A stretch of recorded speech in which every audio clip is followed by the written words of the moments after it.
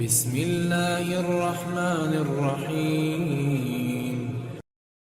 السلام علیکم ورحمۃ اللہ وبرکاتہ۔ رسول اللہ صلی اللہ علیہ وسلم نے فرمایا کہ 3 شخص ہیں جن کے لیے دگنا اجر ہے۔ ایک وہ جو اہل کتاب سے ہوں اور اپنے نبی پر اور محمد صلی اللہ علیہ وسلم پر ایمان لائے، اور دوسرے وہ غلام جو اپنے آقا اور اللہ دونوں کا حق ادا کرے،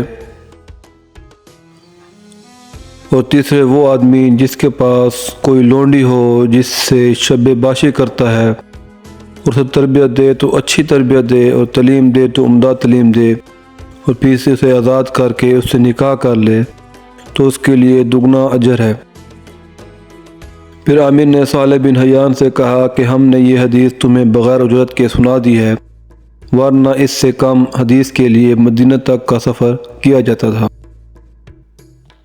اگر ویڈیو پسند آئی ہو تو لائک کریں، کامنٹ کریں اور شیئر کریں۔ مزید پیاری پیاری احادیث سننے کے لیے ہمارے چینل کو سبسکرائب کریں۔